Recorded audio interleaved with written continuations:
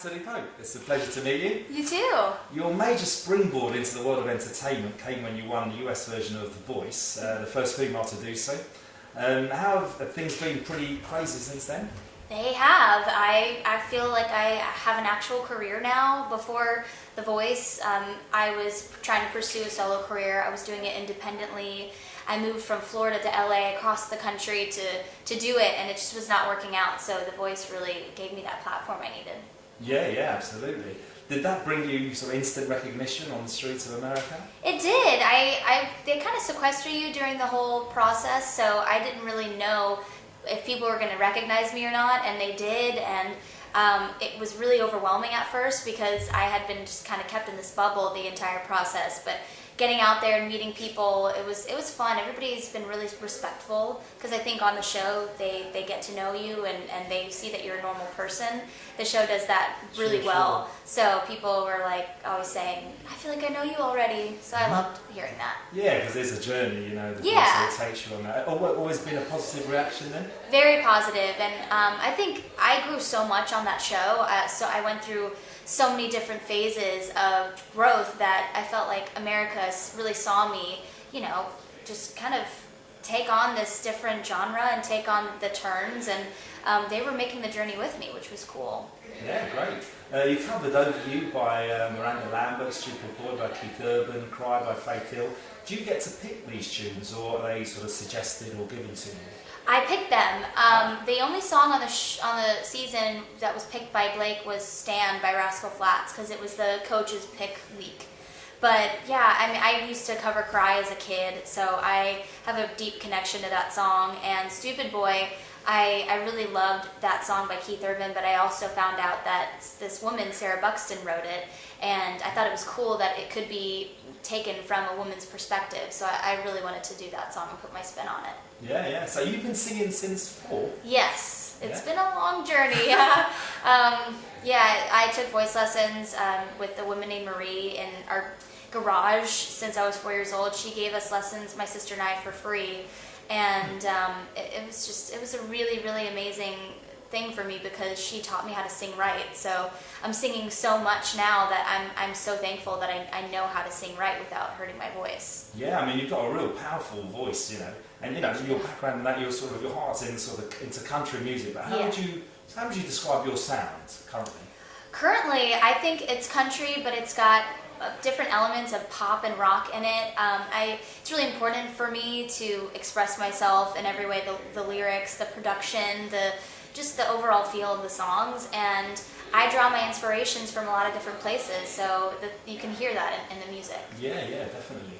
I mean, Frame by Frame is your debut solo album. Can you tell us a little bit about how it came together? Yeah, so after the show ended, I went to Nashville in January and just started writing and recording. I got in the studio with some amazing writers like Liz Rose and Hillary Lindsey, Nathan Chapman, and just poured my heart out in all the songs, and got to record the album with Dan Huff, who's my hero. He's an incredible producer. And something that we have in common is we both have rock backgrounds, but we're doing country music now. So we really connected, and we're on the same page for the entire process. But the album itself just tells the story of my life. It's really personal. There's tracks on there that are about having fun and partying, and then songs that are really, really deep and personal, like 11 is a song about my parents' divorce. So that song was really, really special to me. So everything's very sentimental in different ways. Yeah. Frame by Frame also features your first UK single, I Wish I Could Break Your Heart. How important is the UK to you, and why?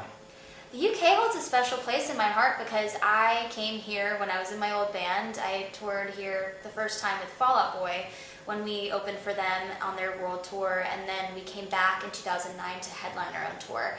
And that was, every night was sold out. So I remember that time just feeling really, really grateful, and it was a big achievement for us. So to be able to come back and bring my new music and come as a solo artist and stand alone means a lot. And I'm being received really well. Everybody is just excited to hear my new music, and a lot of the fans that have stuck with me since 2008 are here tonight, so it's really exciting for me to see them stick around. Yeah, they're queuing out the front already. Yeah, it's a nice showcase. Really sweet. I mean, when you won The Voice, you did it as a solo artist, but as you say, you know, you were the lead singer of Hey Monday, which, you know, and the band has been on hold since The Voice then, has it? Yeah. Since your life went absolutely crazy. But when do you foresee getting back to that then? I don't know. You know, I've never really thought about it because I'm so immersed in this right now that I feel like I've barely scratched the surface with my solo music. So there's a lot more I want to accomplish before I even consider.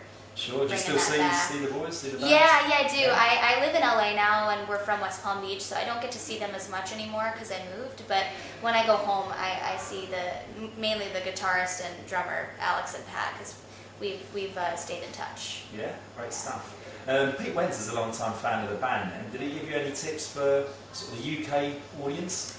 Well, our first time here was with them, so he didn't really give us much advice. He just kind of put us here and put us in front of the crowds, and I feel like that's the best way you learn is just by experiencing it. So we owe him and the band Fall Out Boy a lot for having a fan base here at all, because that's how it all began, was with them. Yeah, no, absolutely. I mean, you've sung with them, obviously, for that Oil, Time Low, Yellow Card. Is there any British bands that you'd like to, be interested in collaborating with? Well, I guess I don't think they're British. Biffy Clyro. No, but they're British. Yeah. Scottish. Okay, Scottish. British. Yeah, I mean, I'm a fan of theirs. I think they're incredible. Well, You Me at 6, I love those guys. They're awesome. They're, they are where I come from. So that band world, that sound. So it'd be kind of cool to tip the hat to it and do something with them. And they're awesome guys. So. Where'd you get your inspiration from yourself? I kind of pull from all different directions. When I was a kid, I listened to a lot of country, and I loved Shania and Martina McBride and Leanne Rimes. And then, of course, rock music. I love the Foo Fighters. I've always loved Blink-182 and, Biffy Clyro, more of a recent influence. And then I've always loved pop music. I'm a fan of Avril Lavigne's, and I love Taylor Swift. So it's kind of all over the place, but I think you can kind of hear that in the album too. Yeah, no, that's got various influences. But how does a typical Cassadee Pope song come about then? It's always different. When I write by myself, I'm usually starting with lyrics and then building on that. Usually lyrics, melody, and then writing something underneath it, a progression. But when I go into a writing session where I'm co-writing with people, it depends, because I like to always be prepared. I either have a title or a melody ready to go just in case I need to get the session going, because you never know. But sometimes they'll have an idea that we build off of. So it's usually from scratch. Great. What are your plans for 2014 then, the rest of the year? The rest of the year, I am opening the Tim McGraw Tour in the States, which has been incredible. We did one weekend, the first weekend, and it went really well. I've got about 20 minutes to get out there and, hopefully win over thousands of people. The first single is coming out here, so I'm hoping that radio plays it and more people get to hear it, so I can come back later this year and maybe play some shows. And then in the States, the same single's coming out. It's my second one, I Wish I Could Break Your Heart, and that's getting some more radio traction, and I'm very excited. I'm nominated for 2 CMT Music Awards, so hopefully that turns out well for me, and just continue to push the album. Yeah, no, I'm sure it will. Thanks a lot for your time. Yeah, thank you. For anyone just getting into Cassadee Pope, what 3 tracks would you say that they have to check out, they sum you up? I would have to say 11, because that song really explains who I am, and that was a monumental experience that shaped who I am. I Wish I Could Break Your Heart, because it's the first single here, and it's also a very relatable song, because it's about being the vulnerable one in a relationship, because you're more invested than the other person, and with that comes the worry that they could break your heart at any given moment, and maybe they don't love you enough to where you could break theirs, so people are relating to that one. And the third one, I'll go with You Hear a Song.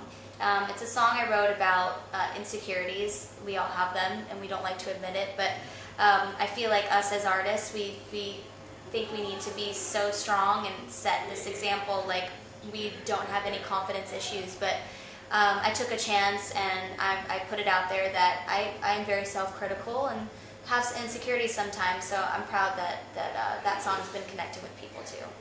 Fantastic. Anything else you'd like to say to Music News watchers? Yeah, I'm so happy to be here. Thank you for welcoming me, and I've had an amazing time. I hope to come back, and I hope you enjoy the album. Love you guys. Fantastic. What's a good tattoos then? Oh, it's all music stuff. I Yeah. got this the day after I turned 18. It's bird singing. And this is actually from the Fall Out Boy tour, Believers Never Die, and that was a world tour. Can you lift it up So, slightly? yeah, sure. Hey. There you go. And then this is for my great-grandfather. I would call him Pappy, but when I was too young to say Pappy, I'd call him Happy. And Hey Monday, at the time we were called Blake. We showcased for Columbia Records on his birthday, so and then we got signed. So I thought he was like looking down on us that day. So I got a happy face for him. Fantastic. Thanks a lot for your time. Yeah, Cheers. thank you. Really good. Nice Thanks. to meet you.